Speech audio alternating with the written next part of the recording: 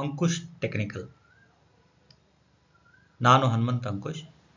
ಸ್ನೇಹಿತರೆ, today topic is operation Sindoor, war between Pakistan and India.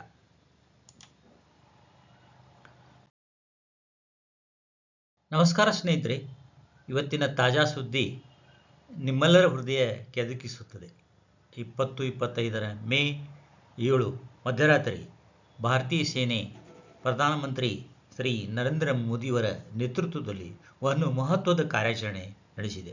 ಇದನ್ನು Sindoor operation ಎಂದು ಹೆಸರಿಸಲಾಗಿದೆ. 22 ಏಪ್ರಿಲ್ 2025ರಂದು ಜಮ್ಮು ಕಾಶ್ಮೀರದ ಪಹಲ್ಗಾಮ್ನಲ್ಲಿ ನಡೆದ ಭೀಕರ ದಾಳಿಯಲ್ಲಿ ನಮ್ಮ ದೇಶದ 26 ನಿರಪರಾಧಿ ಯಾತ್ರಿಕರು ಹುತಾತ್ಮರಾಗಿದ್ದರು.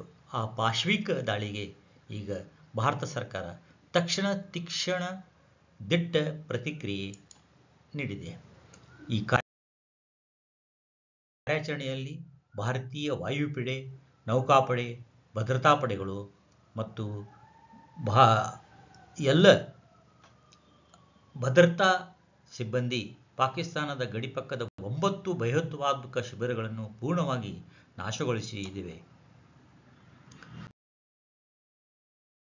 ಇದು ಕಳೆದ 25 ವರ್ಷಗಳಿಂದ ನಮ್ಮವರ ಮೇಲೆ ಮಾಡಿದ ದಾಳಿಗೆ ಸಮರ್ಪಿತ ಶಾಂತಿಯ ಸ್ಫೋಟ. ಇದು ನಮ್ಮ ಹುತಾತ್ಮರಿಗೆ ಸಲ್ಲಿಸಿದ ನಿಜವಾದ ಗೌರವ. ಈ ಕಾರ್ಯಾಚರಣೆ ಪ್ರಪಂಚಕ್ಕೆ ಸಂದೇಶ ನೀಡಿದಂತಾಗಿದೆ. ಭಾರತೀಯ ಶಾಂತಿಯ ಪ್ರೇಮಿ, ಆದರೆ ಶತ್ರುವಿಗೆ ಕ್ಷಮೆ ಇಲ್ಲ. ಇಂಥ ತ್ವರಿತ ನಿರ್ಧಾರ ಕೈಗೊಂಡ ನಮ್ಮ ಪ್ರಧಾನಮಂತ್ರಿ ಮೋದಿಯವರಿಗೆ ನಮ್ಮ ನಮನಗಳು. ಭಾರತೀಯ ಸೇನೆಗೆ ಸಲಾಂ.